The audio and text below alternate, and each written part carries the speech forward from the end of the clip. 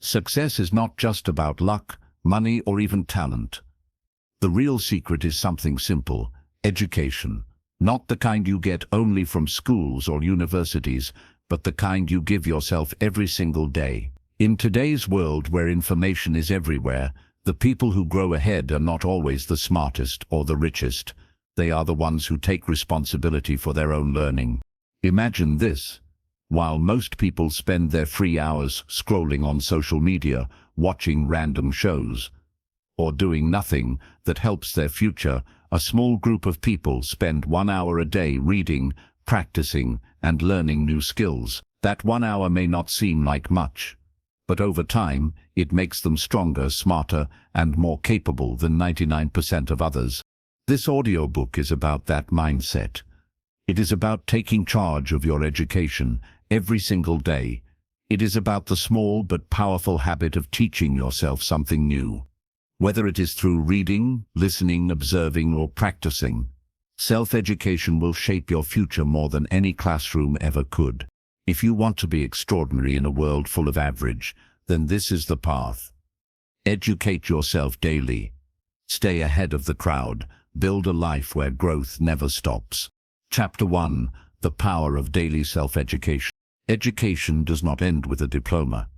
The world often teaches us that once school is over, learning is complete.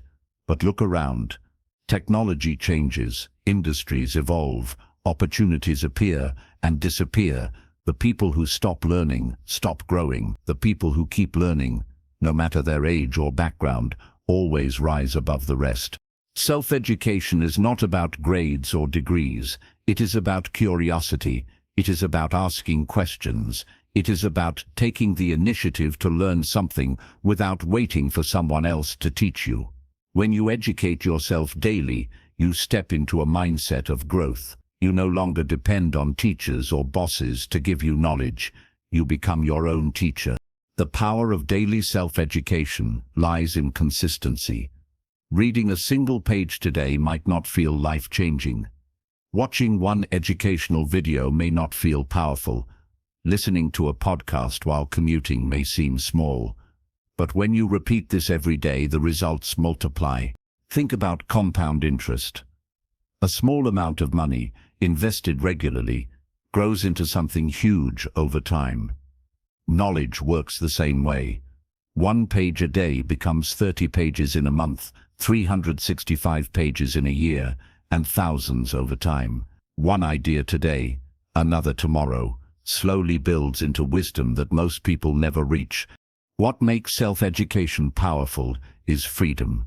You are not limited to a fixed syllabus. You choose what matters to you.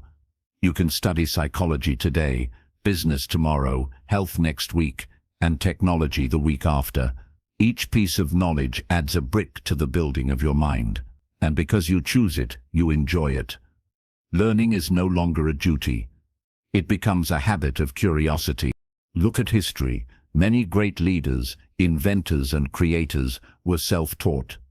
Abraham Lincoln, one of the most respected U.S. presidents, had less than a year of formal schooling. He read books by firelight, taught himself law, and shaped himself into a leader. Thomas Edison, the inventor of the light bulb, had only a few months of traditional education, but he never stopped learning. His self-education led him to create inventions that changed the world. Even today, the most successful entrepreneurs are often people who keep teaching themselves long after school is done. Self-education also gives you an edge. While most people are busy entertaining themselves, you are investing in yourself. Imagine 2 friends, both finish school at the same time. One spends every free evening watching shows or scrolling online. The other spends 1 hour each night reading about finance, practicing communication, or learning a new skill. Fast forward 5 years, the difference is massive. One feels stuck, the other feels prepared, confident, and ahead. Daily self-education builds confidence. When you know you are growing, you walk differently, you speak differently, and you think differently. You no longer fear challenges because you trust yourself to learn what is needed. Confidence does not come from pretending to know. It comes from the habit of learning every day. so that even if you do not know something today, you believe you can learn it tomorrow. But why every day? Why not just once a week, or whenever you feel like it? Because growth is about momentum. If you stop and start, you lose energy. But when you make learning a daily ritual, it becomes automatic. Just like brushing your teeth or eating your meals, it becomes part of your life. That is when the results become unstoppable. Every day you learn, you separate yourself from the crowd. Most people never commit to this habit. That is why you do not need to be perfect.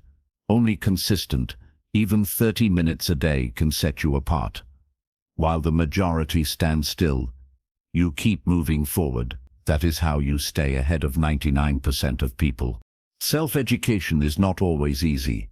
It takes discipline. It means saying no to some distractions. It means choosing growth over comfort. But the reward is freedom. Freedom to create opportunities instead of waiting for them. Freedom to adapt to change instead of fearing it. Freedom to design a life based on knowledge, not chance. The truth is simple. The world will never stop changing. The people who win are the people who never stop learning. And if you want to rise above the ordinary, then you must decide today and every day that you will educate yourself. Not just for a grade, not just for a job, but for life. That is the power of daily self-education. It transforms who you are, it multiplies what you can do, and it guarantees that you will always be ahead of the crowd. Chapter 2.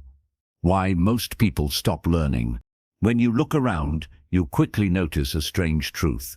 Most people stop learning the moment they finish school or college. They believe education is something that ends with a certificate, a diploma, or a graduation ceremony. But life proves this wrong every single day. Technology changes, jobs change, the world moves forward. And yet, many people remain stuck in the knowledge they gained years ago. Why does this happen? Why do so many people stop learning once their formal education ends? To answer that, we need to look at both psychology and society. One reason is that people confuse education with schooling. From childhood, many are taught that learning happens only inside classrooms, under the guidance of teachers. They are trained to see knowledge as assignments, tests, and grades. Once they graduate, they feel free from the burden of studying. They think, I am done with learning. Now I just live my life. But in reality, true education has no finish line. Another reason is comfort. Learning is not always easy. It requires energy, focus, and discipline. Once people enter jobs, they often prefer routine over growth. A routine feels safe because it demands little change. But learning requires stepping out of that routine. It means facing new ideas, struggling with new skills, and sometimes failing before succeeding. Many avoid this discomfort and instead choose comfort, even though it keeps them stuck. There is also the problem of distraction. In today's world, entertainment is everywhere. Movies, games, endless scrolling, and short videos constantly compete for attention. Learning feels slower compared to instant entertainment. Reading a book takes hours, watching a show takes minutes. The brain naturally prefers the quick pleasure of distraction. Over time, people forget the joy of learning and get trapped in cycles of shallow entertainment. Fear plays a role too. Many stop learning because they fear looking foolish. When you try to learn something new as an adult, whether it's coding, public speaking, or even a new language, you often feel awkward. You make mistakes. You might fail at first. Instead of embracing failure as part of growth, many people avoid it. They would rather look smart doing nothing new than risk looking silly while learning. Pride is another hidden barrier. Some people believe that because they have a degree, a job, or some experience, they already know enough. They carry a mindset that says, I don't need to learn anymore. This pride blinds them. Meanwhile, the world changes around them. New skills become essential, and they slowly fall behind. Society also reinforces this mistake. Most workplaces encourage routine work rather than continuous learning. Many companies train employees only once, when they are hired, and rarely push them to grow further. People begin to believe that doing their job well is enough, without realizing that industries transform quickly. By the time they notice, they are already outdated. Now, let's compare this mindset with the minority who keep learning. While the majority stop after school, a few keep reading, practicing, and studying.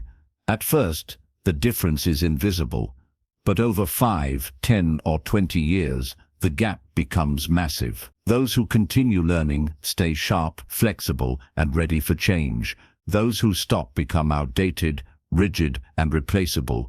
Think about the rise of technology.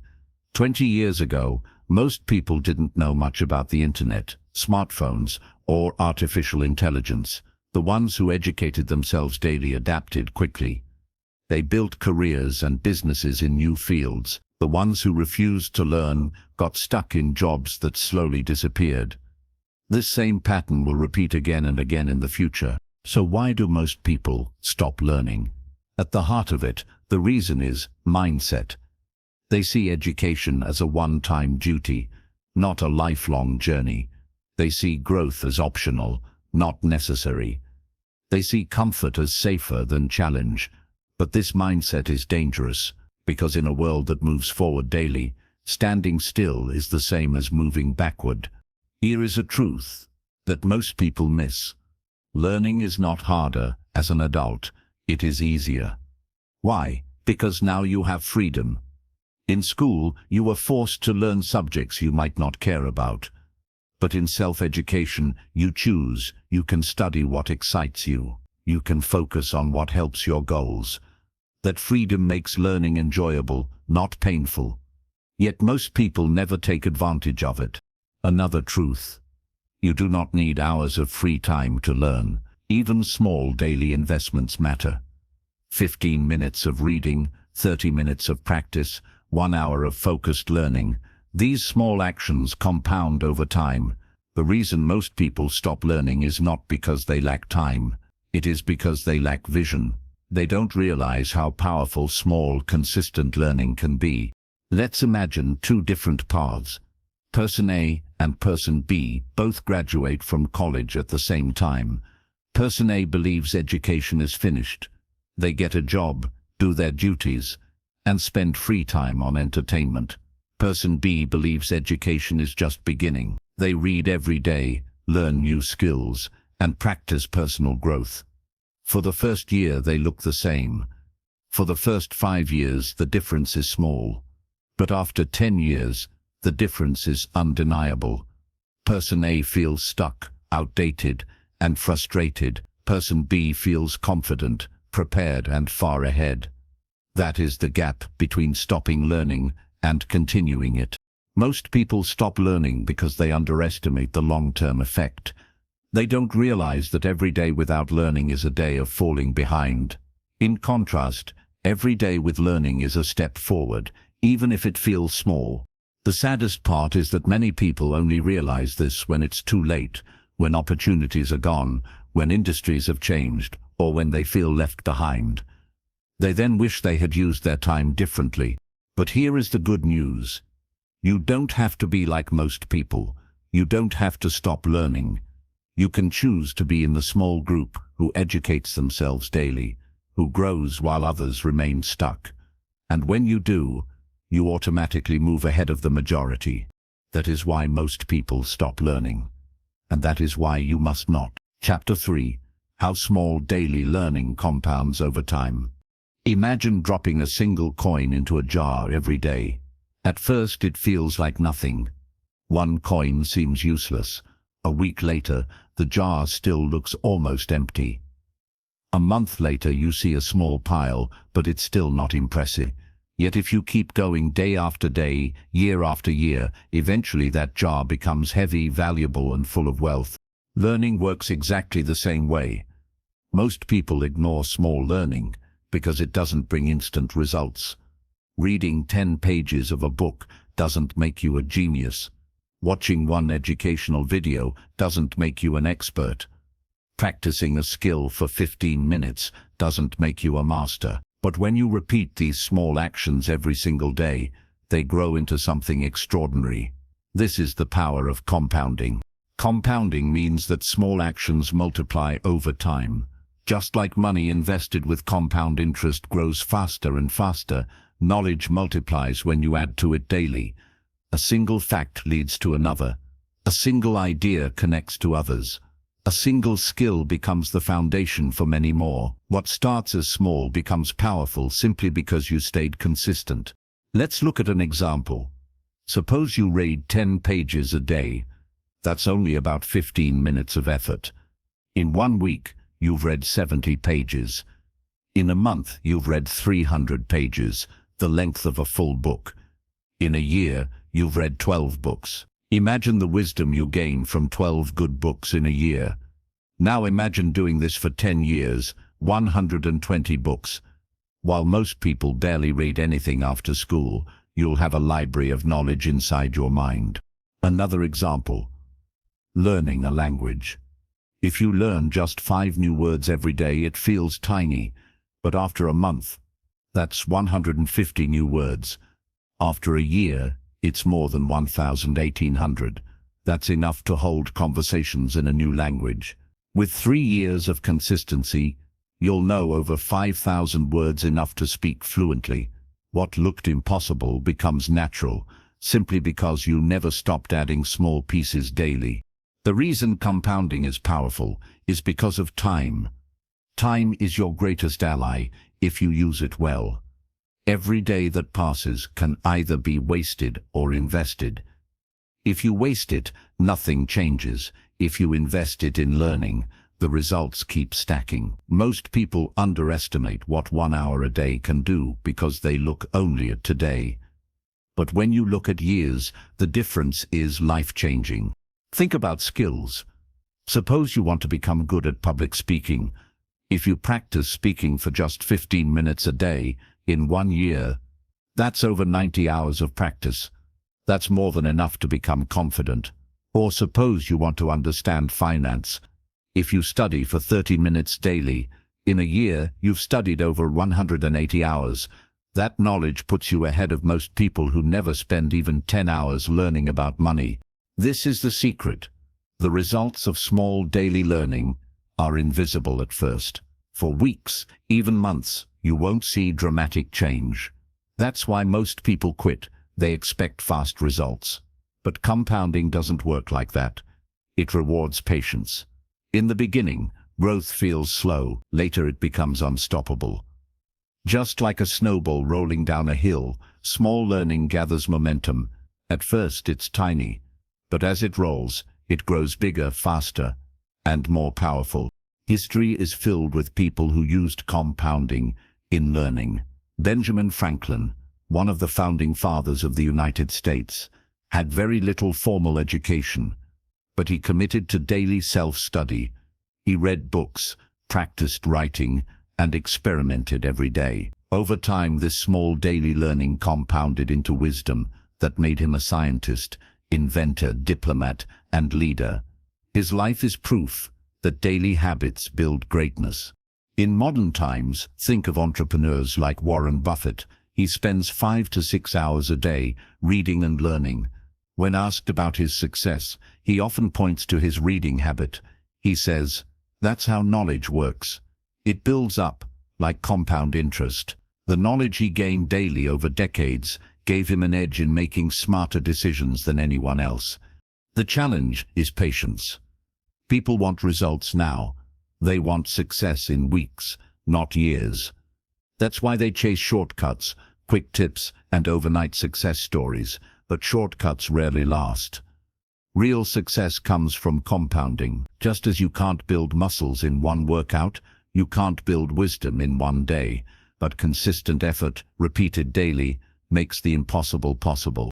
Now imagine yourself in the future. Let's say you commit to 1 hour of learning every day. Just 1 hour. In a week, that's 7 hours. In a month, about 30 hours. In a year, 35 hours. That's more than 9 full work weeks dedicated only to your growth. While others spend that time on distractions, You've basically given yourself the gift of 9 extra weeks of education every year. Over 10 years, that's the equivalent of 90 full weeks, almost 2 years of focused self-education. Think about the edge that gives you. Another truth about compounding is connection. The more you learn, the more your knowledge connects. An idea from one book connects to another.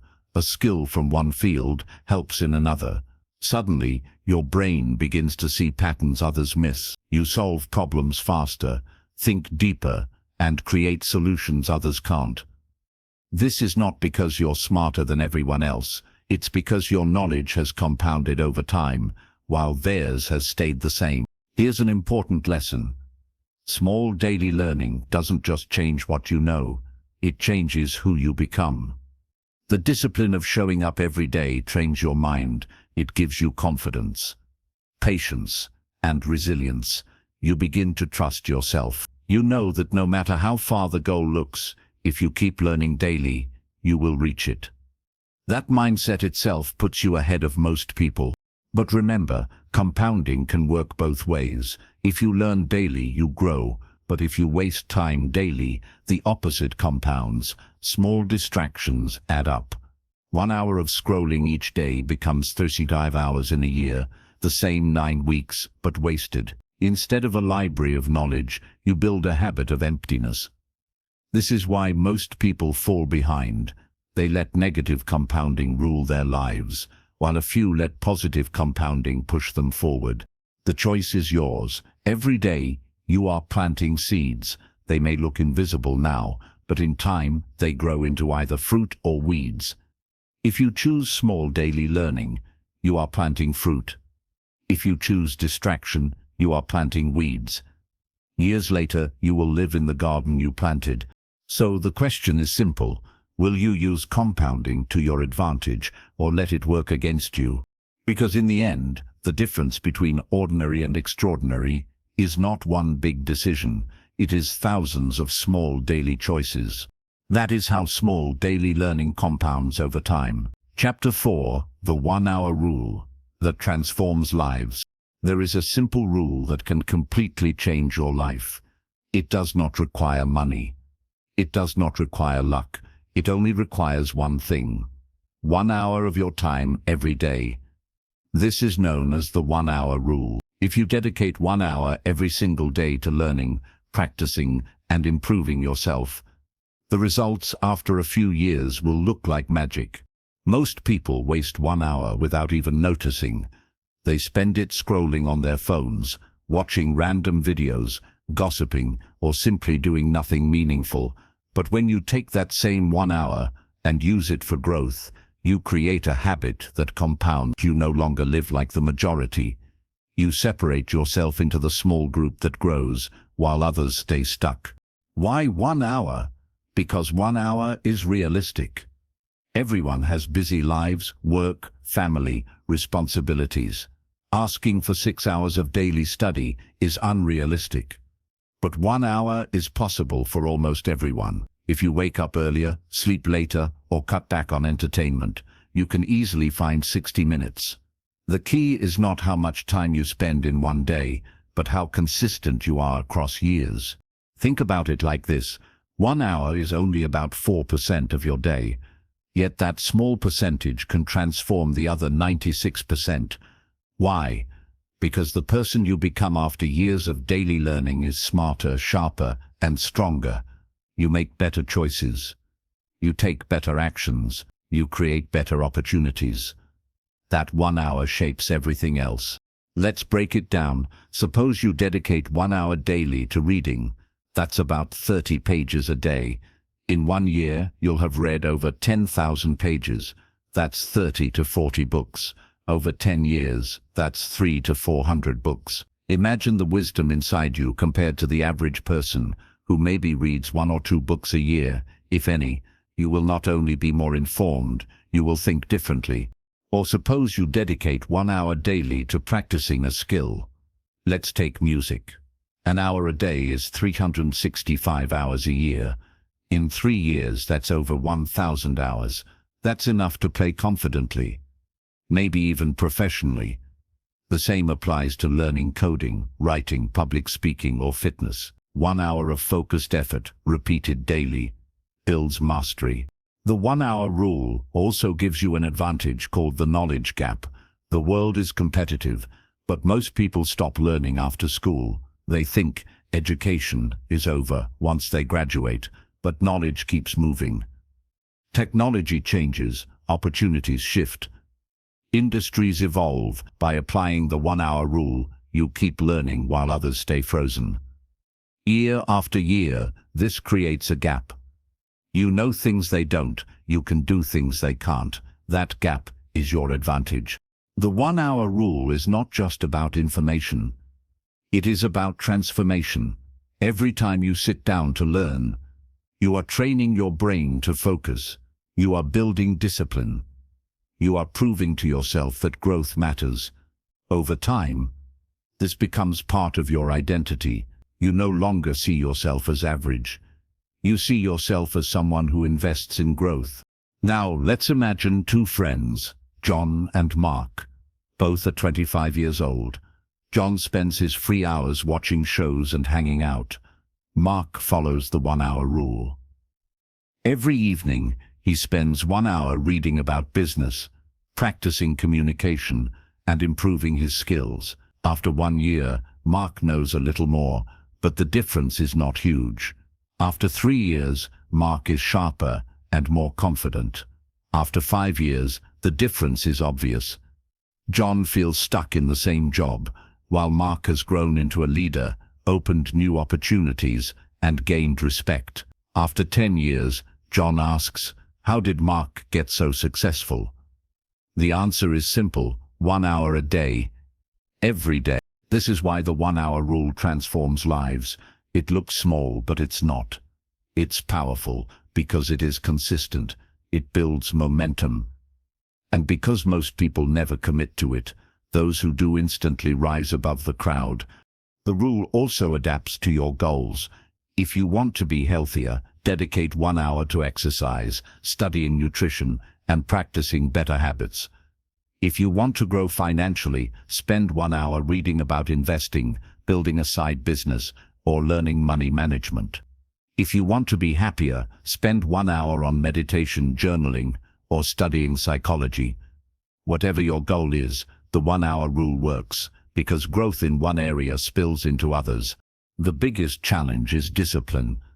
The mind will resist. It will say, I am tired.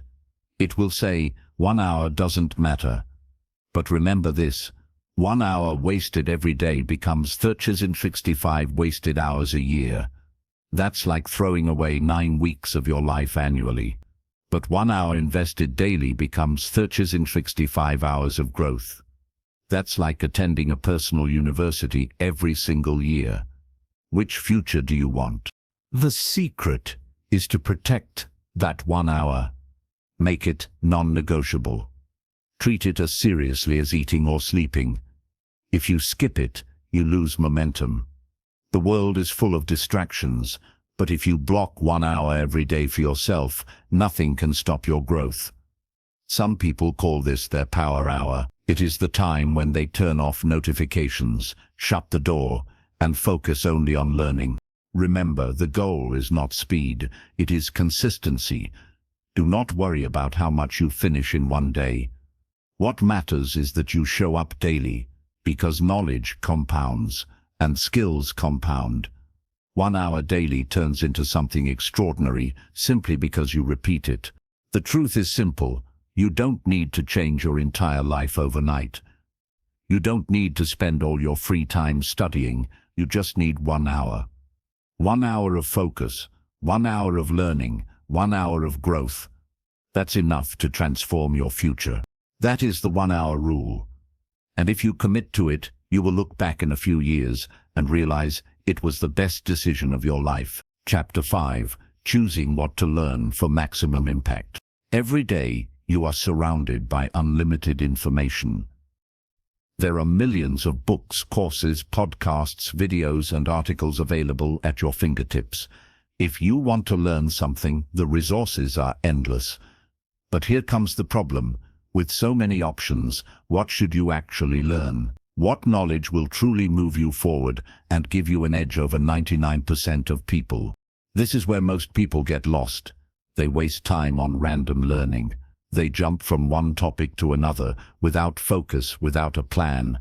They read something today, watch something different tomorrow, and after weeks they realize nothing has changed in their life. Knowledge without direction is like walking in circles. You feel busy, but you are not moving forward.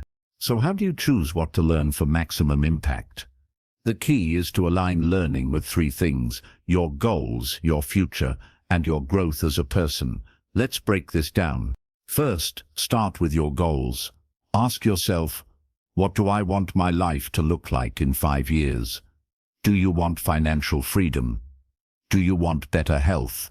Do you want confidence in public speaking, leadership, or creativity? Whatever your vision is, your learning should serve that.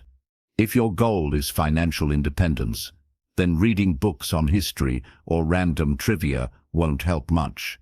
But studying personal finance, investing, entrepreneurship will make a huge difference. If your goal is to become a leader, then learning communication, emotional intelligence, and decision-making will give you an advantage.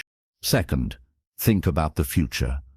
Look at the world around you and notice where it is going. Technology is changing everything.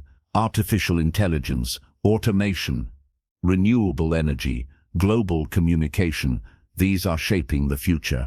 If you learn skills that fit the direction of the world, you stay ahead.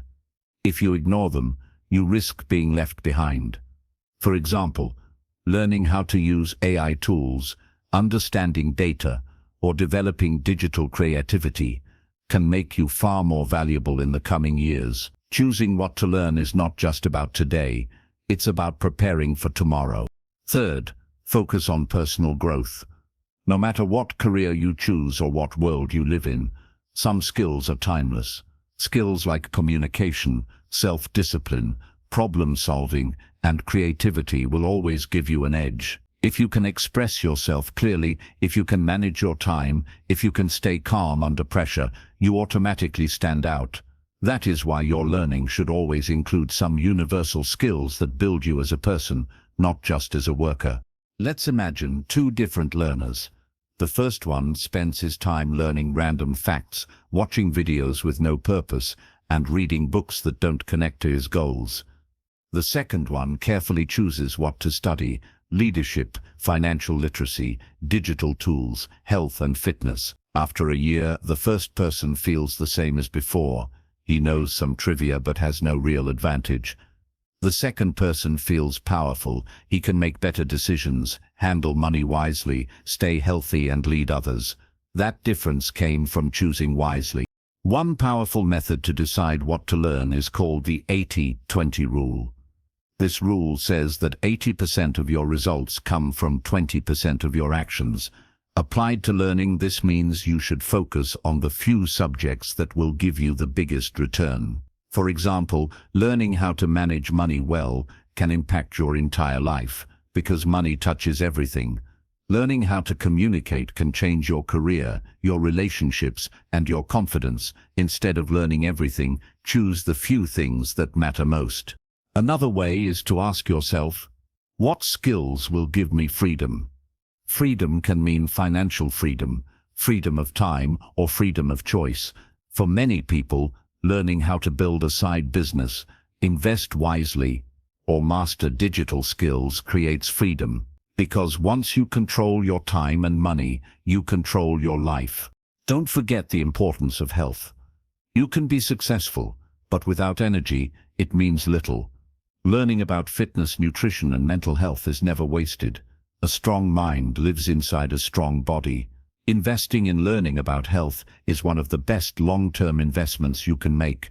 The truth is, most people waste their learning on distractions. They know everything about celebrities, sports scores, or the latest shows, but very little about personal growth, money, or the future of their career.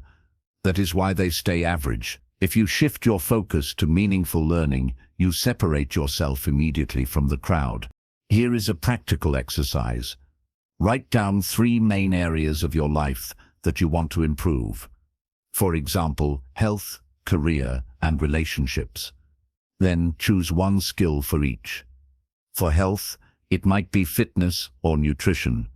For career, it might be communication or technology. For relationships, it might be emotional intelligence. Now, dedicate your 1 hour a day to these skills. That way, every day, you know exactly why you are learning and where it will take you.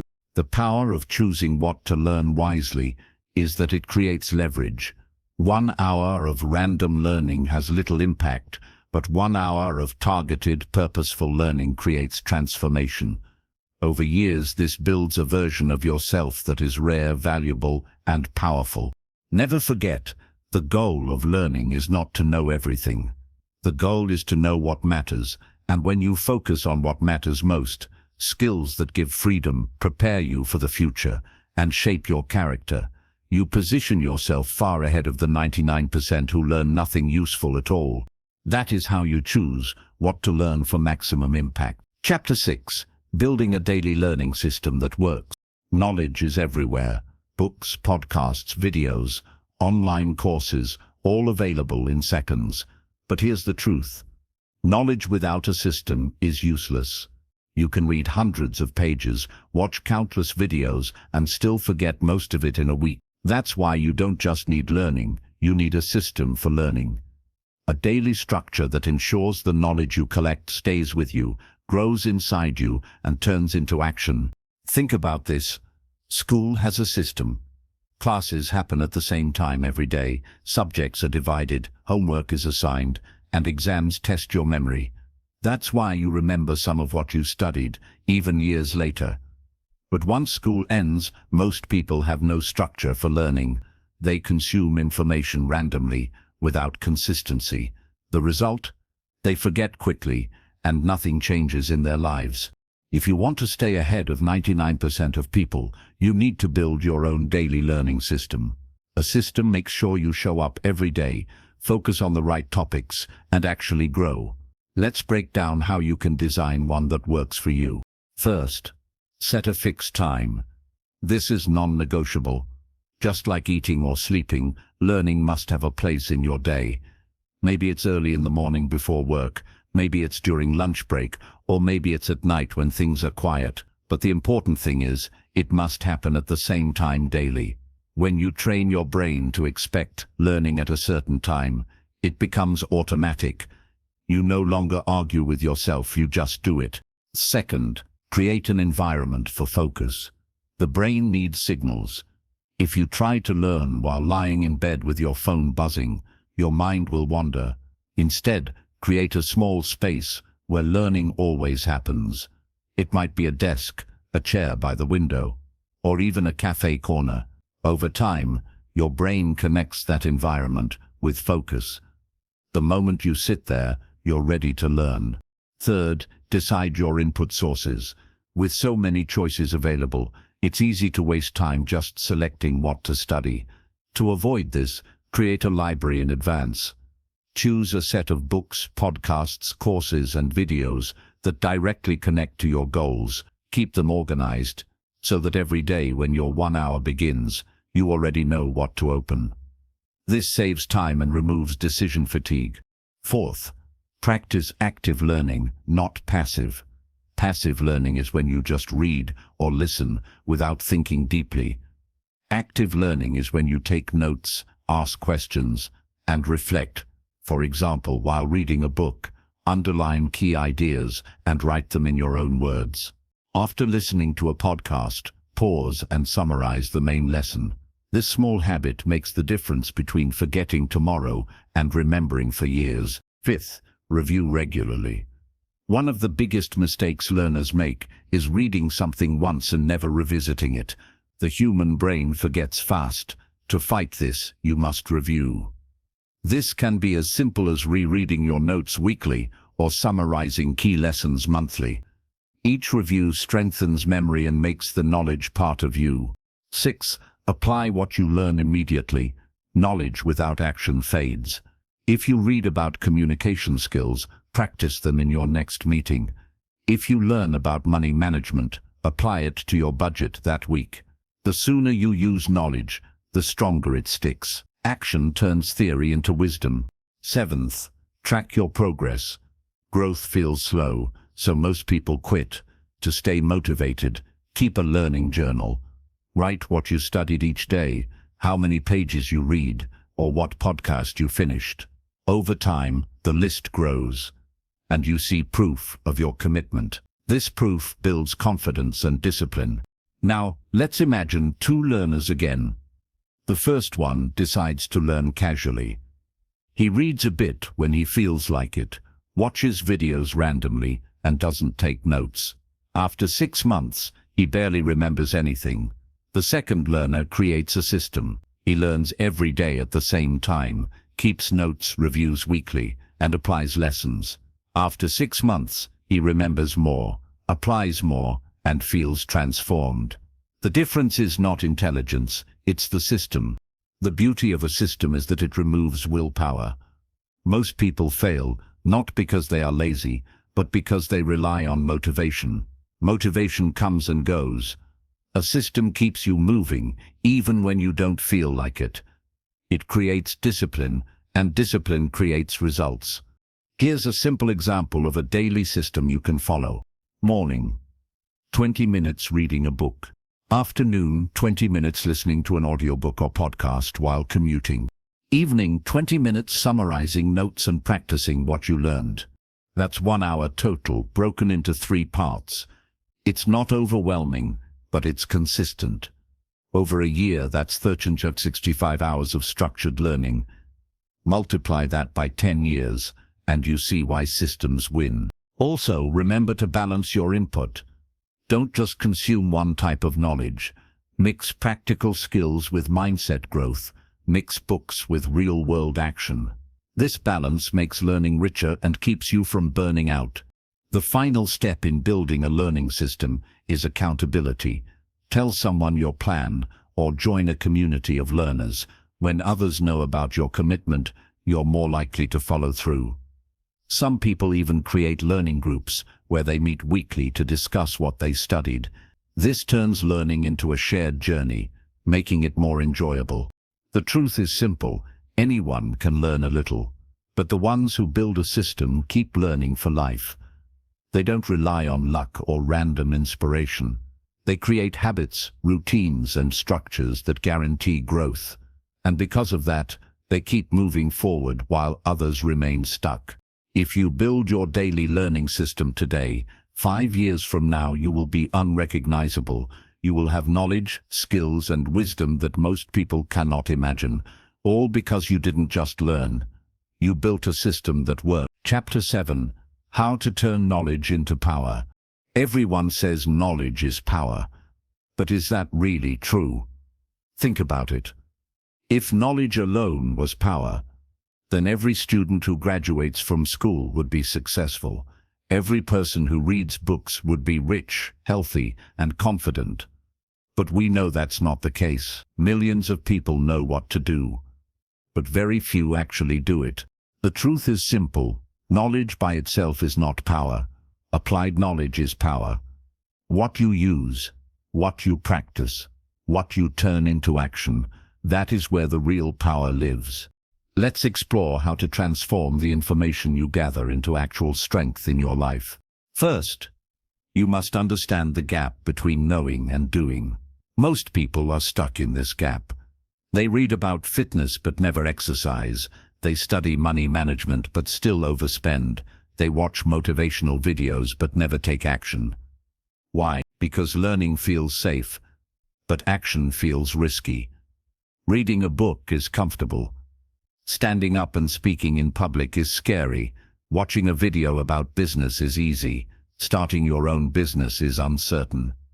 But the power only comes when you step out of comfort and act. Second, you must connect every piece of knowledge to a real-life application. Ask yourself, where can I use this today? If you read about communication skills, try them in your next conversation. If you learn a new productivity tip, apply it to your work schedule immediately. Don't wait for the perfect moment. The perfect moment doesn't exist. Use what you know now, even if imperfectly. Third, build small experiments. One of the best ways to turn knowledge into power is by testing it in real situations. Suppose you learn about time management. Instead of just thinking about it, experiment with a new routine for 1 week. See how it works. If it improves your results, keep it. If not, adjust. Experiments turn theory into personal truth. You stop just believing, you start knowing through experience. Fourth, share what you learn. Teaching others is one of the fastest ways to turn knowledge into power. When you explain a concept, you understand it better. When you answer questions, your own clarity grows. For example, if you learn something valuable in a book, tell a friend or write it down in simple words. Not only do you help others, but you also strengthen your own mastery. Fifth, combine knowledge with action repeatedly. One-time action is not enough. True power comes from consistency. Imagine you learn about investing. Reading one book and making one investment is not enough, but reading, applying, adjusting, and repeating over years, that is when knowledge turns into wealth. Consistency builds strength. Another secret is to focus on skills, not just facts. Facts can be memorized, but skills must be practiced. Learning about public speaking is not the same as speaking in front of people. Reading about negotiation is not the same as sitting in a negotiation. Skills only grow when practiced, and once mastered, they become power that nobody can take away from you. Think about martial arts. You can read all the books about karate, memorize the techniques, and know every move in theory. But if someone pushes you, will you know how to fight? Of course not. Only those who practiced, drilled, and trained daily will have the power to defend themselves. That's how knowledge works too. Without practice, it is just words. With practice, it becomes strength. Another way to turn knowledge into power is by creating systems around it. For example, if you learn about saving money, don't just say, "I will save more." Instead, set up an automatic system that sends a part of your income into savings every month. Now the knowledge is not just in your head, it's in your life, working for you daily. Also, track your actions. If you only collect information but never measure your progress, you may feel like you are moving forward when you are not. Write down what you applied, what result it gave, and what you learned from the result. This record keeps you honest. It shows you whether your knowledge is becoming power or just staying as theory. Now let's imagine two different learners again. The first one spends 1 hour a day consuming knowledge, but never applies it. He reads 10 books, but his life looks the same as before. The second one reads only 2 books, but applies the lessons every week. After 1 year, who do you think is more powerful? The second person. Because applied knowledge transforms reality, while unused knowledge fades away. This is why many average students outperform the smartest ones in life. The smartest ones know a lot, but they don't act. The average ones who apply even a little knowledge often rise higher. Life doesn't reward you for what you know. It rewards you for what you do with what you know. So how do you build the habit of action? One method is the one-step rule. Every time you learn something new, take one small step within 24 hours. If you read about fitness, do one workout. If you study communication, practice one new technique in a conversation. If you learn about finance, make one change in your spending today. This small step builds momentum and prevents procrastination. Another habit is reflection. At the end of the week, ask yourself, what did I learn? What did I apply? What difference did it make? Reflection turns your week into wisdom. Without reflection, even action can get lost. But with reflection, you see patterns, you grow faster, and you avoid repeating mistakes. Remember this, unused knowledge is like a library locked behind glass. It looks impressive, but it helps no one. Applied knowledge is like a toolbox in your hand. Each tool makes you stronger, more capable, and more effective. The greatest advantage is this. Once knowledge becomes power through action, nobody can take it away from you. Money can be lost, jobs can be taken, but skills, wisdom, and experience stay with you forever. They travel with you into every stage of life, creating opportunities again and again. That is why your goal is not to just learn more. Your goal is to transform learning into doing and doing into mastery. That is how you rise above the crowd. Knowledge is everywhere, but power belongs only to those who apply it. Chapter 8: The Role of Reading in Self-Education.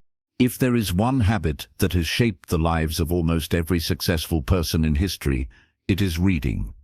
From leaders to entrepreneurs, from inventors to thinkers, they all share one common trait. They read. Reading is the engine of self-education. It allows you to step into the minds of the greatest people who ever lived, to borrow their wisdom, and to grow faster than you ever could on your own. But why is reading so powerful? Let's break it down. First, reading gives you direct access to decades of experience in just a few hours. Imagine an author who spends 20 years learning, experimenting, failing, and succeeding. Then he writes a book. You, the reader, can absorb those 20 years in a single week. That means you don't have to spend 20 years making the same mistakes. You can leap forward because you stood on the shoulders of someone else's experience. Second, reading expands your perspective. Most people live inside their own bubble. They only know what their family, school, or culture taught them. But reading breaks the walls of that bubble. You can learn about people in different countries, ideas from different centuries, and strategies from different industries. Suddenly, your world becomes bigger, your thinking becomes sharper, and your opportunities multiply. Third, reading trains your mind to focus. In today's world of quick scrolling and constant notifications, focus is rare. But reading a book forces your brain to slow down, concentrate, and think deeply. This mental training is like exercise for the mind. Just as lifting weights builds muscles, reading builds focus, memory, and critical thinking. Now let's talk about the kinds of books you should read for self-education. Not every book is equal. Entertainment books may relax you, but they won't change your life. To stay ahead of 99% of people, you must choose books that grow you. One category is personal development books. These teach you about mindset, discipline, confidence, and habits.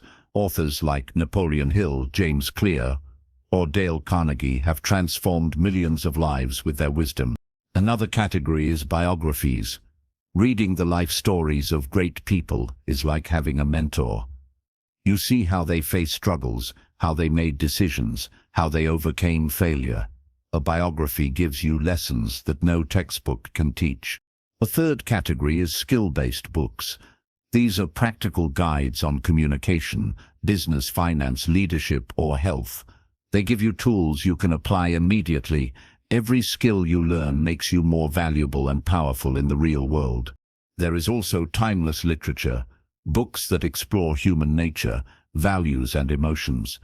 These may not always give direct instructions, but they deepen your understanding of life, which is equally important. The key is balance. Don't only read one type of book. Mix personal growth, skills, biographies, and even history. The wider your reading, the richer your mind becomes. Now, how should you read? Many people read passively, moving their eyes over words but forgetting almost everything. That is not self-education. Active reading is the secret. Active reading means highlighting key ideas, writing notes, and pausing to reflect. After finishing a chapter, ask yourself, what did I learn? How can I use this in my life? This simple habit doubles or even triples the value you get from a book. Another strategy is to reread important books. The first time you read, you discover new ideas. The second time you notice deeper connections. The third time you begin to master them. Great books are not meant to be read once and forgotten. They are meant to be companions for life. Some people say, I don't have time to read. But the truth is, everyone has time. You can read 10 minutes in the morning, 10 minutes at lunch, and 10 minutes before bed. That's 30 minutes a day. Over a year, that adds up to over 180 hours of reading. With that much reading, you can finish dozens of books and transform your mind. You can also use audiobooks when traveling or exercising. Listening may not replace deep reading, but it still fills your mind with knowledge during times that would otherwise be wasted. Imagine spending an hour in traffic every day. That's 65 hours a year. Turn that into an audiobook classroom, and you are far ahead of the average person. Let's look at an example. Two friends graduate together. One stops reading after school.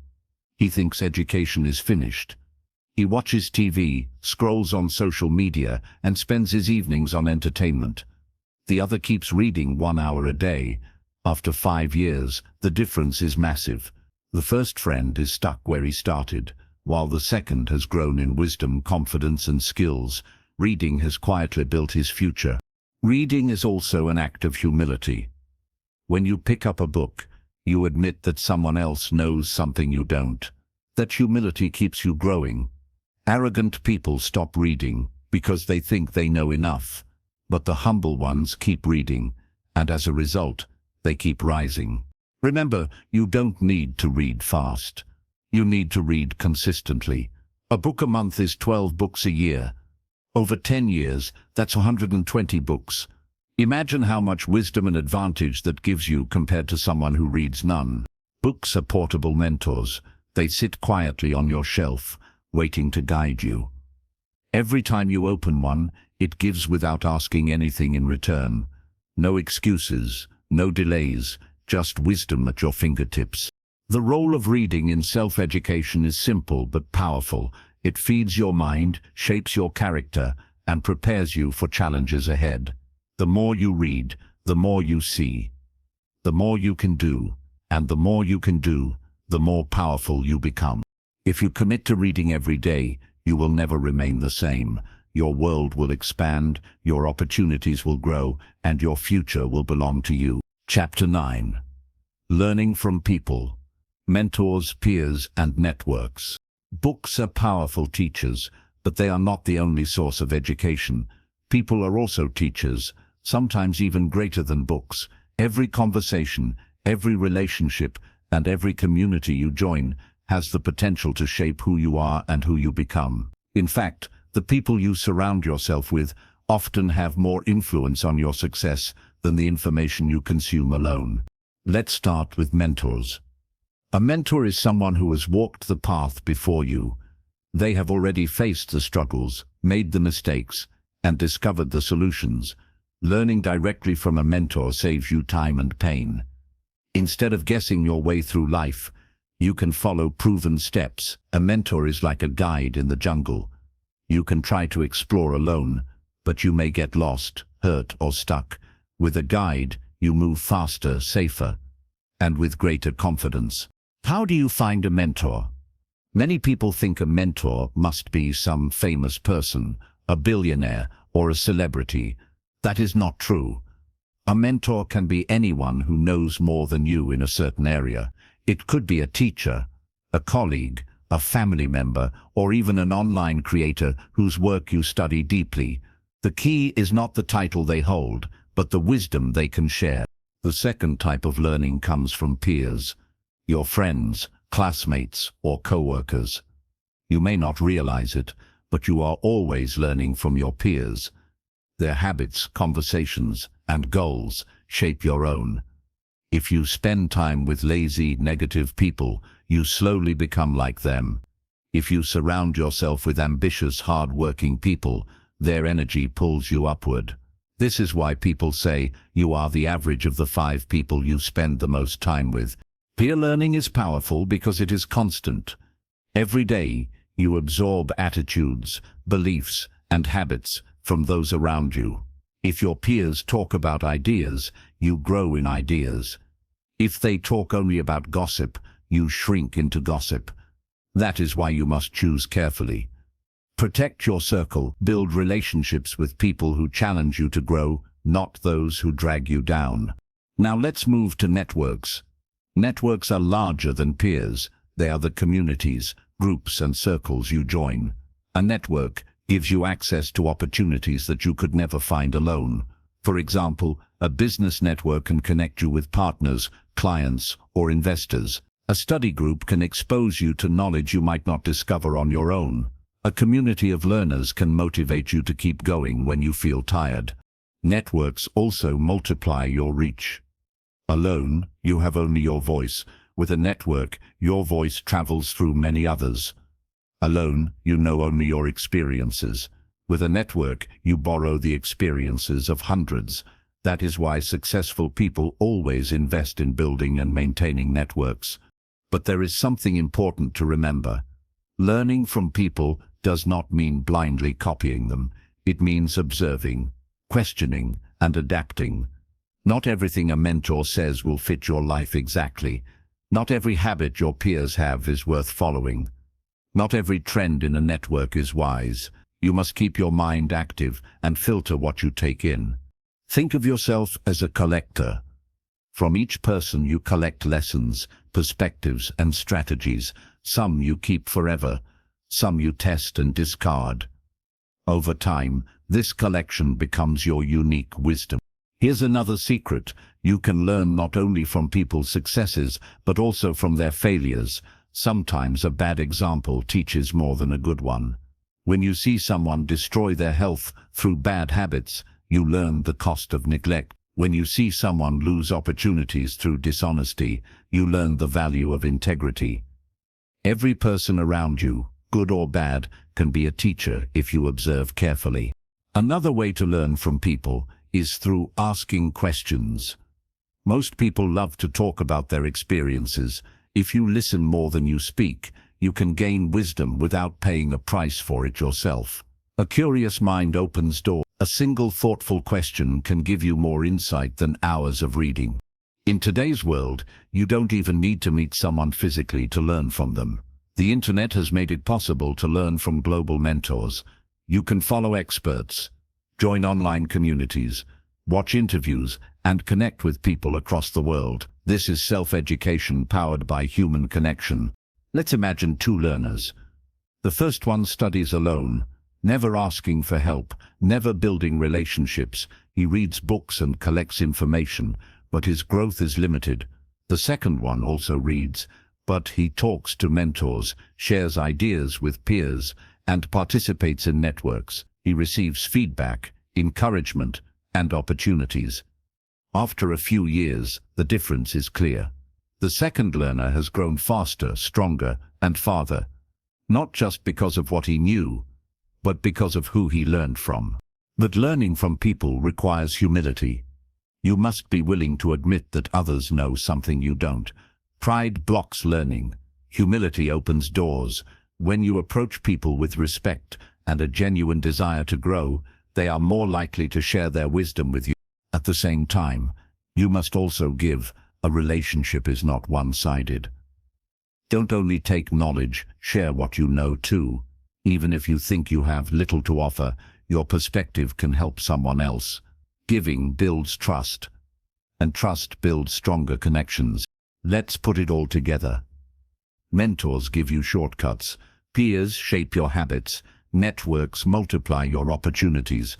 Together they form a powerful system of human learning. If you commit to choosing your mentors wisely, surrounding yourself with the right peers, and joining the right networks, you will accelerate far beyond the average person.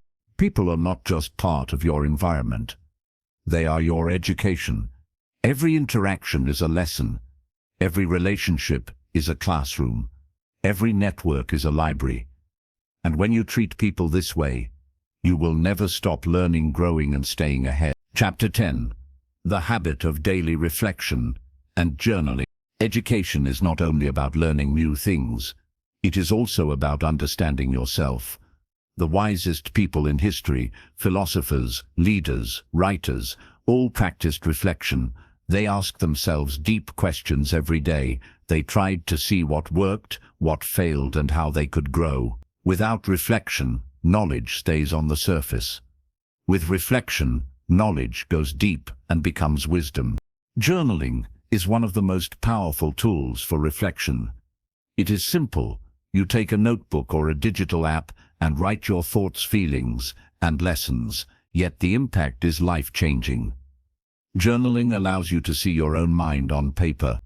When thoughts stay inside your head, they can feel heavy and confusing. When you write them down, they become clear, organized, and manageable. Why does journaling matter for self-education? Let's explore. First, journaling helps you process what you learn. Imagine you read a book, listen to a podcast, or attend a seminar. You get inspired, but within days you forget most of it. That's what happens when knowledge stays passive. But if you take a few minutes to write down what you learned, what stood out, and how you can apply it, the lesson sticks. Writing transforms passive knowledge into active understanding. Second, journaling reveals patterns. Over weeks and months, your journal becomes a mirror of your life. You begin to notice repeated thoughts, repeated mistakes, and repeated strengths. Maybe you see that you always feel unmotivated when you skip sleep, or you realize that your best ideas come when you walk in nature. Journaling shows you what works for you and what doesn't. That awareness is the foundation of personal growth. Third, journaling is a tool for emotional clarity. Success is not only about logic. Emotions drive many of our actions.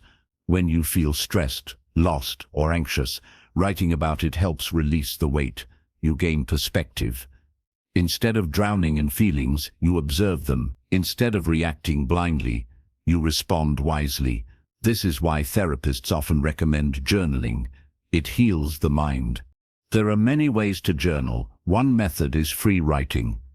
You set a timer for 10 minutes and write whatever comes to your mind without worrying about grammar or structure. This clears mental clutter. Another method is question-based journaling. You ask yourself questions like, what did I learn today? What was my biggest challenge today? Or what am I grateful for today? These questions guide your reflection. A very powerful approach is goal-based journaling. Every morning, write your top 3 goals for the day.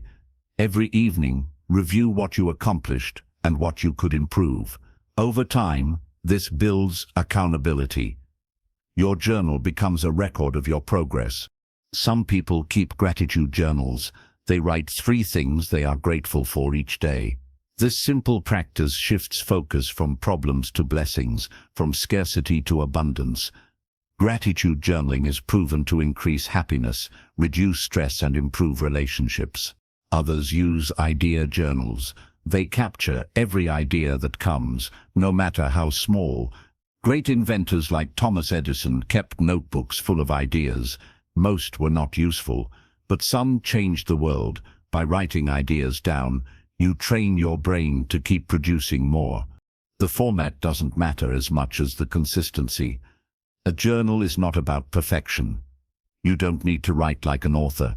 You just need to show up daily and be honest. Even a few lines can change your day. Let's look at an example. Imagine 2 students learning the same course. One listens, takes notes, and moves on. The other journals every evening about what he learned, how he felt, and what he plans to do differently tomorrow. After 3 months, the difference is huge. The first student remembers little and repeats mistakes. The second student has built self-awareness, improved his habits, and turned knowledge into action. That is the power of journaling. Reflection also sharpens decision-making. Every day we make dozens of choices. Some are small, some shape our lives. When you reflect, you see the reasons behind your choices. You notice which decisions gave good results and which ones didn't. Over time, this makes you a wiser decision-maker. You stop repeating failures and start repeating successes. Daily reflection does not always require long writing. Sometimes it is as simple as sitting quietly for 5 minutes and asking yourself, did I grow today? Did I live according to my values? Did I move closer to my goals? Even short reflection builds awareness. But journaling adds something special. It creates a record. Weeks later, you can open your journal and see how far you have come. You can trace your growth like a timeline. This is deeply motivating because progress often feels invisible in daily life. A journal makes it visible. Some people worry, what if someone reads my journal? That fear is common. The solution is simple. Keep it private, lock it digitally, or hide it physically. Remember, your journal is your safe space. It's where you can be fully honest without judgment. Technology has also made journaling easier. There are apps that let you write quickly, add photos, track moods, and set reminders. But don't get stuck in tools. Even a cheap notebook works perfectly. What matters is the habit, not the format. Reflection and journaling are also key for resilience. Life brings failures, disappointments, and pain. Without reflection, these experiences may crush you. With reflection, you turn them into teachers. Every failure becomes feedback. Every disappointment becomes direction. Every pain becomes wisdom. Let's take an example from history.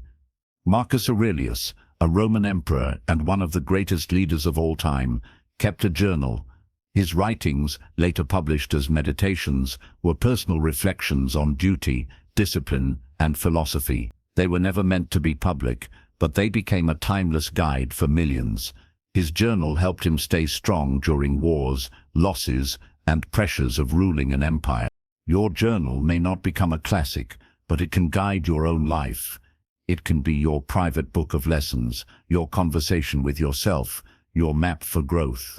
Here is a simple practice you can start tonight, before bed. Take 5 minutes. Write 3 things you learned, 2 things you are grateful for, and 1 thing you want to improve tomorrow. Do this every night for 1 month. At the end of the month, look back. You will be amazed at the clarity and growth you see. Reflection and journaling are habits of greatness. They are small actions, but they compound over time. Like drops of water filling a jar, each reflection adds wisdom. And one day you find that your jar is full, that you are wiser, calmer, and more prepared than most people around you. Education is not just filling your mind with facts, it is shaping your mind with awareness. Reflection and journaling give you that awareness. They help you see yourself clearly, guide your steps wisely, and stay ahead of those who live blindly. If you make this a daily practice, you will never stop growing. You will know yourself better, control yourself better, and lead yourself better. And that, in the end, is the deepest form of education. Chapter 11. The Internet as a University. For centuries, people believed that education only belonged in schools, colleges, and universities. You had to sit in classrooms, listen to professors, and follow a fixed path to become educated. That system still has value, but in today's world, it is no longer the only way. The truth is, the Internet has become the largest, most accessible, and most diverse university in history. Think about it. If you want to learn coding, you can find thousands of free tutorials on YouTube. If you want to study psychology, you can access lectures from Harvard and Stanford online. If you want to master photography, painting, or music, you can find step-by-step guides from experts who share their skills for free. The Internet has placed the world's knowledge in your pocket. All you need is curiosity and discipline. But many people misuse this opportunity. Instead of treating the Internet like a university, they treat it like a distraction. Hours disappear in endless scrolling, entertainment, and gossip.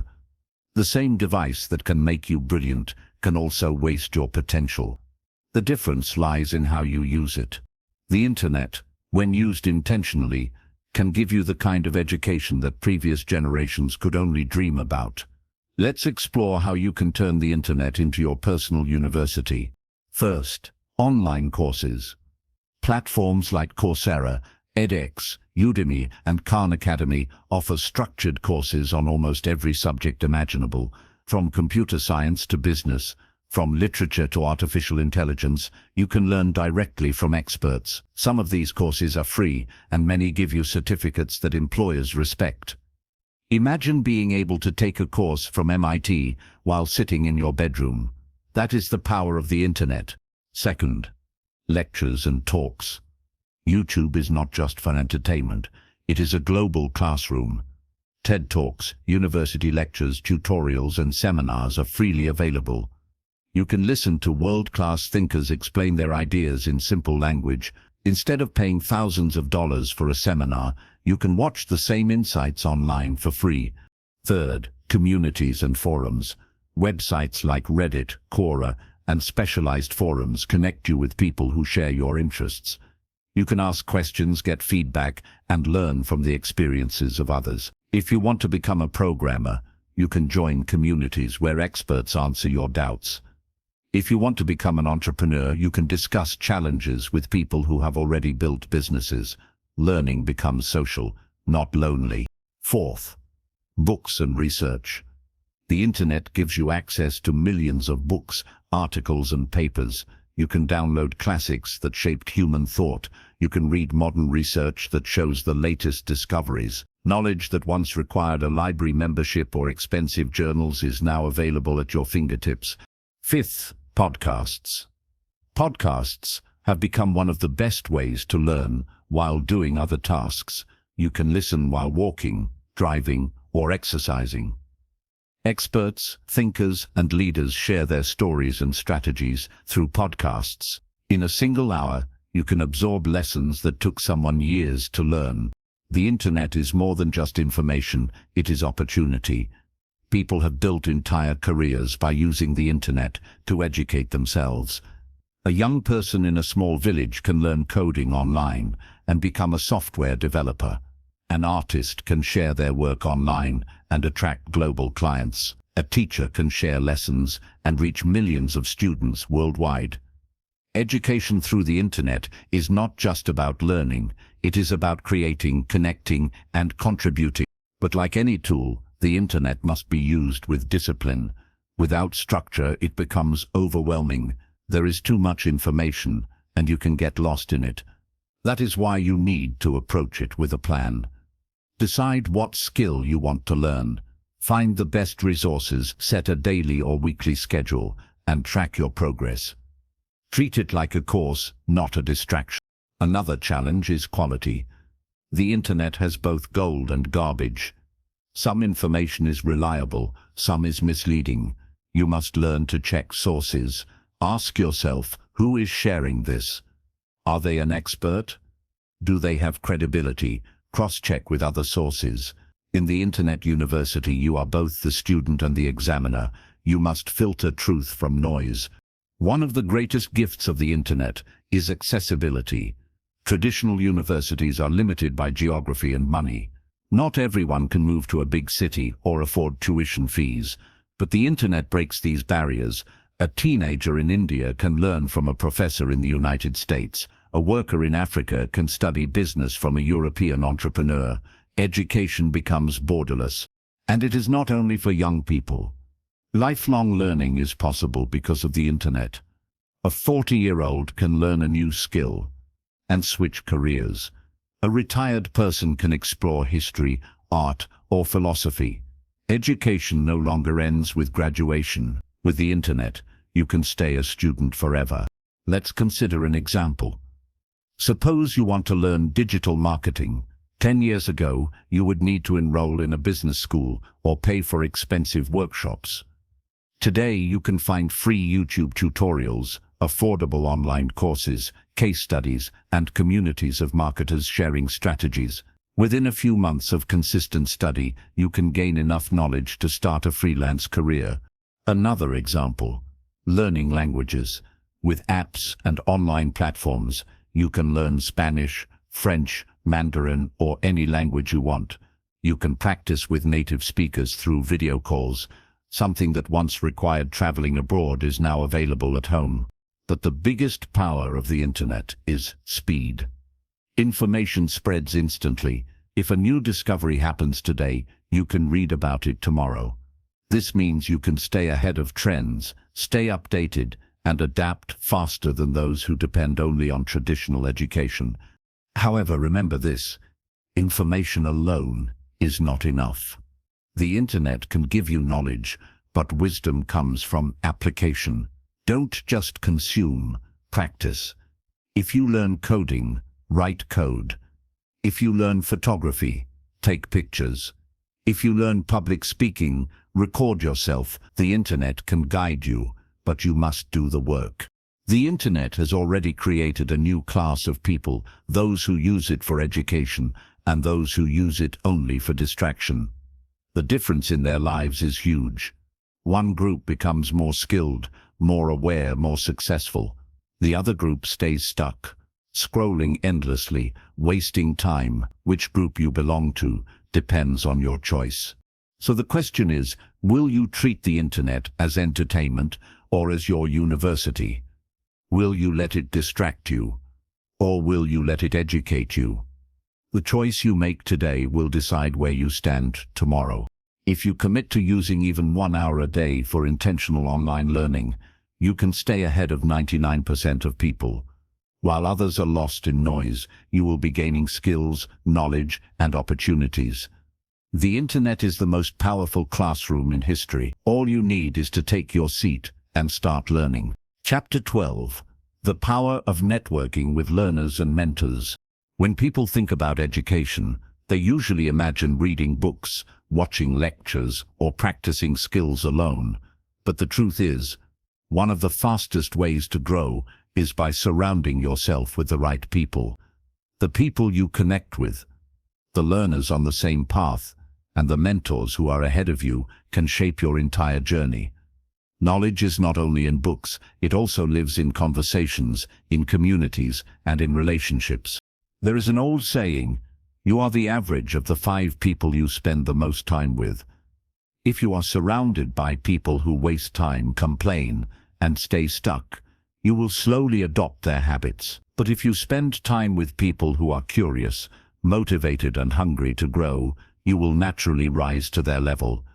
Networking is not just about making friends, it is about building an environment that pulls you upward. Let's start with learners. Imagine you are studying alone. You read a book, you take notes, but after a while you get tired. You start to doubt yourself. You lose consistency. Now imagine you are in a group where everyone is reading, sharing notes, and discussing ideas. The same book feels more alive. You learn faster because you hear other perspectives. You stay motivated because you see others moving forward. This is the power of learning communities. In today's world, you don't have to look far to find such groups. Online platforms like Reddit, Discord, or specialized forums have communities for almost every subject. Want to learn programming? There are coding groups where thousands of people support each other. Want to learn investing? There are forums where experienced traders share strategies. By joining these spaces, you are no longer learning alone. You are learning with a tribe. Now let's talk about mentors. A mentor is someone who has already walked the path you want to walk. They have made mistakes, faced challenges, and achieved results. When you learn from them, you save years of trial and error. Instead of guessing your way forward, you get a map. A mentor doesn't just teach skills, they guide your mindset, your discipline, and your confidence. Think of it like climbing a mountain. You can try to climb alone, but you will waste energy, take wrong turns, and maybe even give up. But if someone who already reached the top walks beside you, they can show you the shortcuts, warn you about dangers, and push you when you feel weak. That is what a mentor does. So, how do you find mentors? Many people believe mentors are impossible to reach. They think, why would a successful person spend time on me? But the truth is, mentors exist everywhere. Sometimes they are teachers. Sometimes they are professionals in your field. Sometimes they are even people you follow online through podcasts, books, or videos. You don't always need one-on-one access to learn from a mentor. You can absorb wisdom from their work. But if you want direct guidance, start by adding value. Don't approach a mentor with selfish demands. Instead, show genuine interest, ask thoughtful questions, and respect their time. If you can help them in small ways, maybe by volunteering, supporting their projects, or simply being a disciplined student, they will naturally want to guide you. Remember, mentors invest in people who show commitment, not in those who expect shortcuts. Networking is not only about mentors and learners, it is about building a circle of growth. Imagine being in a mastermind group where each member shares their progress, struggles, and wins. You learn from each other's mistakes, you celebrate together, and you stay accountable. Accountability is powerful. When you know someone will ask about your progress, you push yourself harder. But here is a warning. Not every network is good. Some groups look like learning spaces, but are filled with negativity, gossip, or empty talk. Choose wisely. A good network should inspire you, challenge you, and push you toward action. If your group only talks but never applies, you are wasting time. Look for doers, not just talkers. Let's take an example. Imagine you want to write a book, alone. You may struggle for months, maybe years, but if you join a writers group, you meet people who are already publishing, who know editors, who understand marketing. Suddenly your learning curve becomes shorter. You see real examples, get real feedback, and move faster. Another example, starting a business. Alone, you may face fear and confusion, but in a network of entrepreneurs, you learn from their failures and successes. You get advice on strategy, money, and customers. Instead of learning everything from scratch, you stand on the shoulders of those who came before you. The greatest thing about networking is that it multiplies opportunities. A single connection can open doors you never imagined. Maybe a mentor introduces you to a job. Maybe a peer connects you with a partner. Maybe someone in your network gives you the exact advice you need at the right time. Education gives you knowledge, but networking gives you opportunities to apply that knowledge. In the age of the internet, networking has become easier than ever. You can reach out to people across the world. You can attend online webinars, join discussion groups, and connect through social media. But remember, true networking is not about collecting contacts. It is about building real relationships. Be authentic, be respectful, and focus on mutual growth. 1 hour of intentional networking can be as powerful as 10 hours of studying alone, because when you connect with the right people, you don't just learn, you accelerate. You gain wisdom, support, and direction that books alone cannot provide. So ask yourself, who are the learners I can connect with? Who are the mentors I can look up to? Who are the people that inspire me to grow? And more importantly, how can I also add value to them? Networking is not just about taking, it is about giving. When you share your knowledge, encourage others, and support your peers, you become valuable to your network. And the more valuable you are, the more the network gives back to you.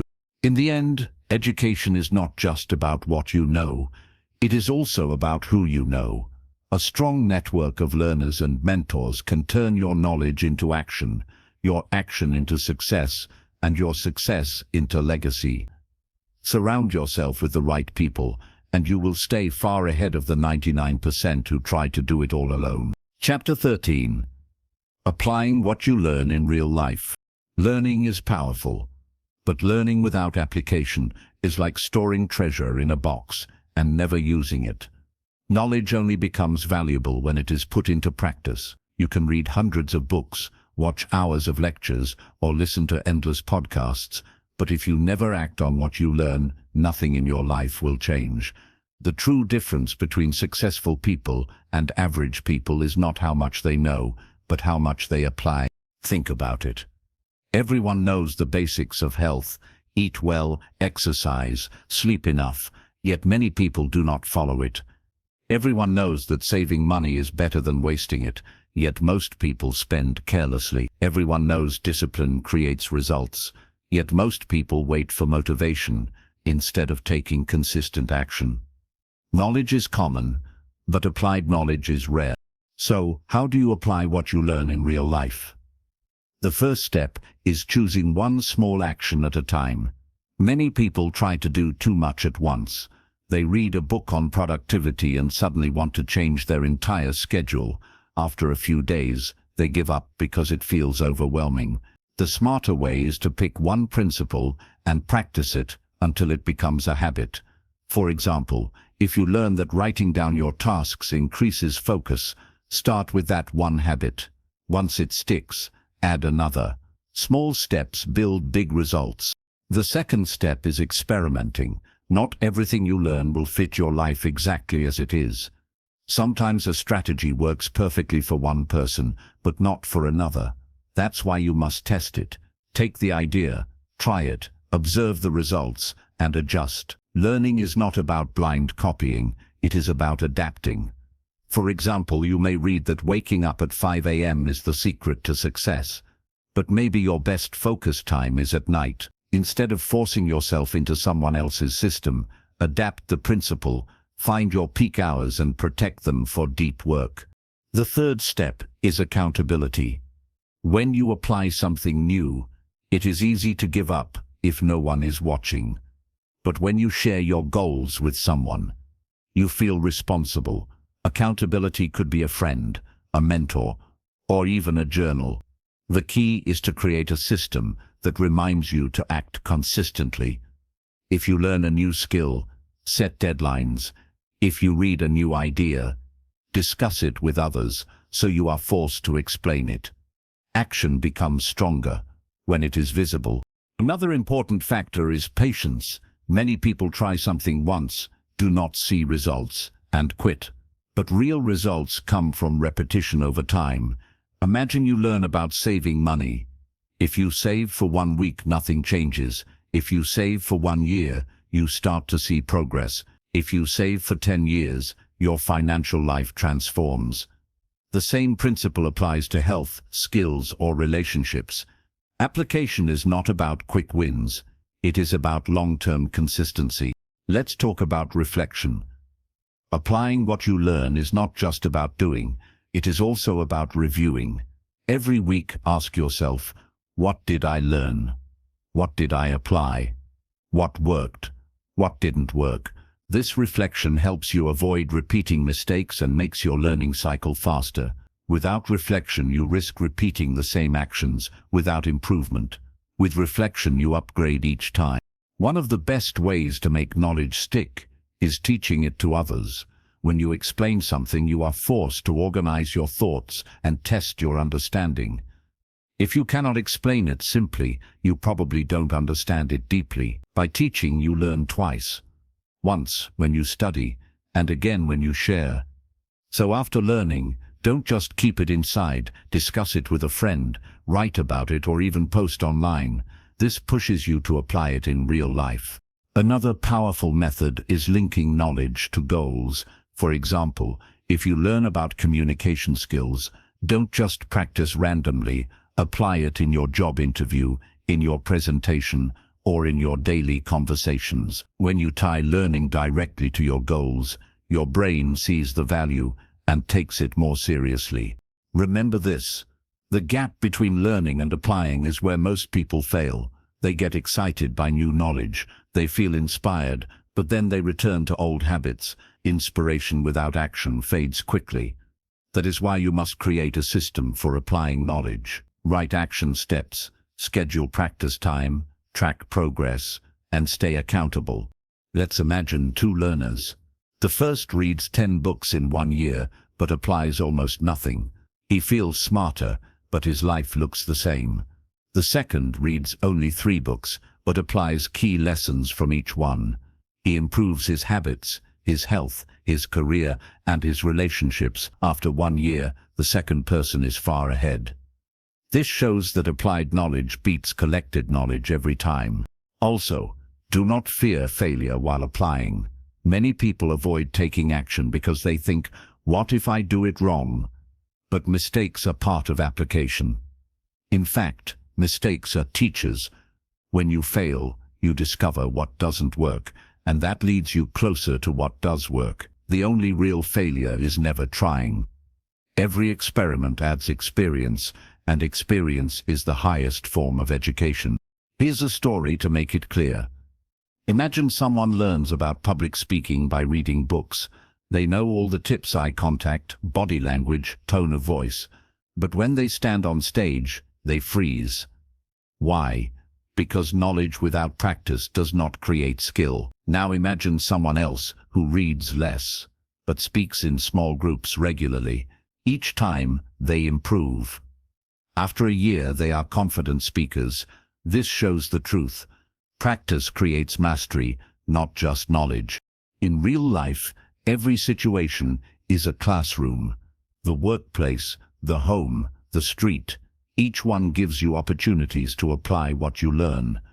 If you learn patience, practice it with your family. If you learn negotiation, practice it with clients. If you learn creativity, apply it in problem solving at work. Real education is not about passing exams. It is about upgrading your everyday actions. The greatest thinkers and leaders in history were not just learners, they were doers. They didn't stop at ideas. They tested them in the real world. That's how they built inventions, businesses, and movements. You too must carry knowledge out of your notebook and into your actions. So here is the final truth of this chapter. Don't just collect knowledge. Apply it. Don't just plan, act. Don't just dream. Do. Because it is not what you know that changes your life. It is what you do with what you know. Chapter 14. The discipline of lifelong curiosity. The greatest learners in history all shared one quality, curiosity. Curiosity is the hunger to know more, the desire to explore, the excitement to ask questions and discover answers. It is curiosity that drives invention, innovation, and progress. Without curiosity, learning becomes a duty.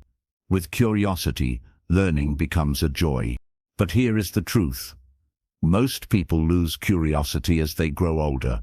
As children, we ask endless questions. We wonder why the sky is blue, how machines work, why people behave the way they do. But as adults, many stop asking. They accept things as they are. They believe learning is only for school or college, and that's why their growth slows down, their minds get stuck, and their lives remain average. To stay ahead of 99% of people, you must protect your curiosity and turn it into a lifelong discipline. Curiosity is not only a feeling, it is a habit. It is something you train and practice every single day. The first step is to ask better questions. Most people look at life passively. They see events, they consume information, but they don't dig deeper. Curious people ask why, how, and what if.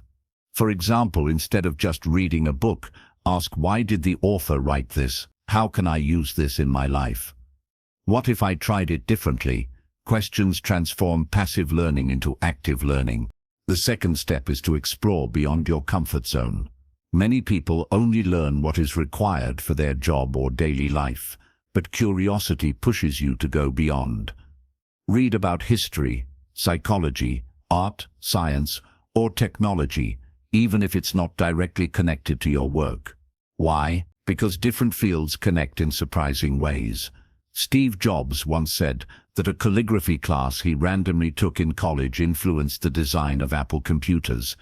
That is the power of curiosity. It makes unexpected connections that create innovation. The third step is humility. Curiosity requires you to admit that you don't know everything. Many people let pride kill their curiosity. They think, I already know enough. But a curious mind always stays humble. No matter how much you know, there is always more to learn. The greatest scientists and thinkers were humble enough to say, I could be wrong, I want to learn more. That humility kept their curiosity alive. The fourth step is observation. Curiosity grows when you pay attention. Many answers are hidden in daily life, but people rush through it blindly. Observe how people behave, how nature works, how systems operate. Observation leads to questions, and questions lead to discoveries. Albert Einstein once said, I have no special talent, I am only passionately curious. His genius came from noticing what others ignored. The fifth step is practice. Curiosity must be exercised daily, just like a muscle. Read something new every day. Watch documentaries. Explore topics outside your normal routine. When you meet people, ask them about their experiences. Every day, feed your mind something fresh. The more you practice curiosity, the sharper your mind becomes. But curiosity without discipline can also be a trap. Some people jump from topic to topic, collecting surface-level knowledge without depth. This leads to distraction, not mastery. That's why curiosity must be balanced with focus. Explore widely, but when you find something valuable, dive deep. The discipline of curiosity means not only asking questions, but also following through with patience. Curiosity also protects your brain from becoming dull. Many adults complain of boredom or routine, but boredom happens when curiosity dies. If you stay curious, life always feels exciting. Even small experiences, meeting a stranger, visiting a new place, reading a page, become adventures. Curiosity keeps your mind young, fresh, and alive, no matter your age. Let's imagine two types of people. The first one stops learning after school. He believes he knows enough. His curiosity fades. As years pass, he falls behind. The second one keeps asking questions, exploring and learning. He is curious about health, about technology, about people. Every year he grows sharper, wiser, and more adaptable. Who do you think stays ahead? Clearly, the curious one. Another key part of lifelong curiosity is embracing failure. Many people stop being curious because they fear being wrong, but curiosity is about experimenting, trying, and learning, even when it doesn't work. Every mistake teaches you something new. If you stay curious, failure becomes fuel, not a block. Curiosity also makes you valuable in society. In the workplace, curious people see opportunities others miss. They notice small details, ask new questions, and find creative solutions. Leaders are curious about their teams, innovators are curious about problems, entrepreneurs are curious about markets. The world rewards curiosity because curiosity creates progress. Here's a practical habit to build curiosity. Keep a learning journal. Every day, write down one question you asked and one thing you discovered.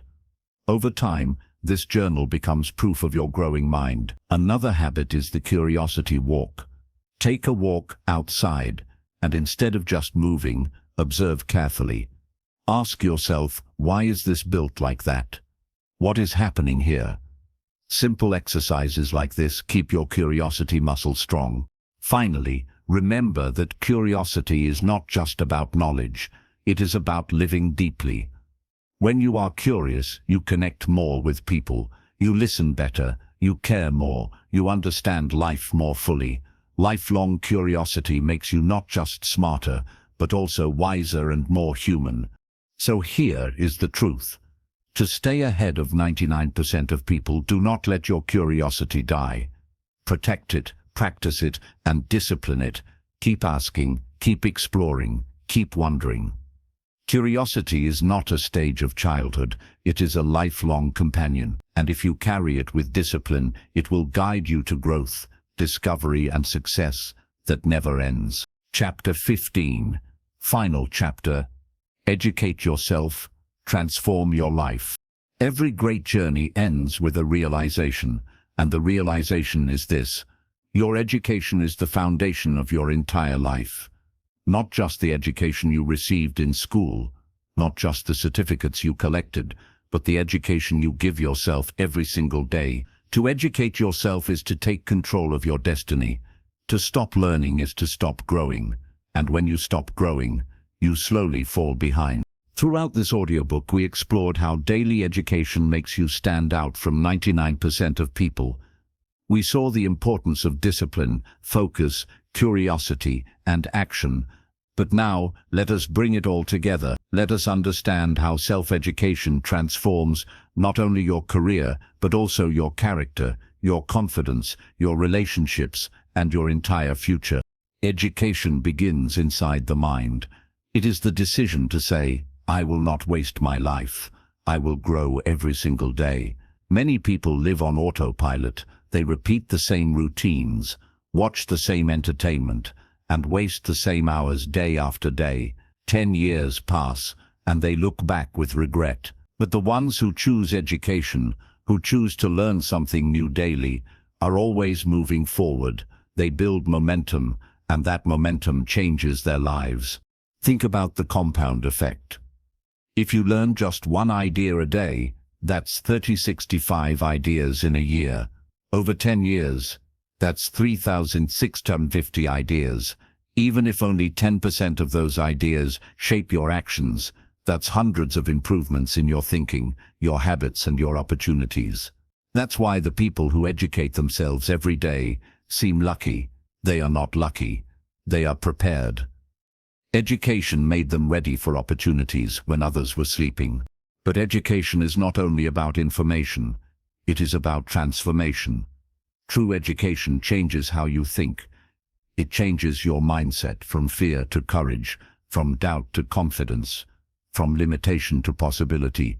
You stop asking, "Can I do this?" and start saying, "How can I do this?" That small shift creates massive differences in results. Education also transforms your habits. When you study health, you start eating better, exercising better, and respecting your body. When you study money, you start saving, investing, and multiplying wealth. When you study people, you improve your communication, relationships, and influence.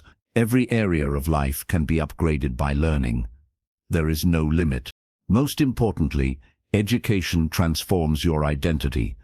You begin to see yourself differently, no longer as someone average, but as someone capable, valuable, and full of potential. Education gives you self-respect. And when you respect yourself, the world begins to respect you too. But here is the truth. Transformation requires consistency. A single book, a single video, or a single course will not change your life. Daily practice will. Just like exercise, education builds strength over time. Miss a day, and it's fine. Miss a week, and you feel weaker. Miss a year, and you lose momentum. But when you stay consistent, even small daily learning creates unstoppable growth. Now, let us talk about the future. The world is changing faster than ever. Technology, business, science, and culture are evolving every year. Jobs disappear, new industries rise, and competition grows. In such a world, those who stop learning get left behind. But those who educate themselves daily stay adaptable. They don't fear change, they use change. They don't get replaced, they reinvent themselves. The future belongs to learners.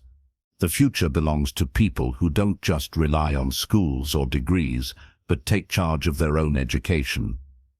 Every day, they read, they practice, they question, they explore. And because of this, they rise above the crowd. They stay ahead of 99% of people who are too busy wasting time. But let us not forget, education is not just about personal success. It is also about contribution. When you educate yourself, you gain the power to help others. You can guide your family, inspire your friends, and uplift your community. Your knowledge becomes a light, and that light spreads. The more you grow, the more you can give.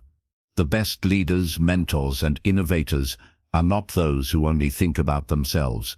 They are those who educate themselves so they can serve others. So what should you do now? Start with 1 hour a day. Dedicate it fully to learning. Read, listen, watch, write, practice. Protect that hour as if it were sacred. Over time, increase it if you can. Build it into your identity.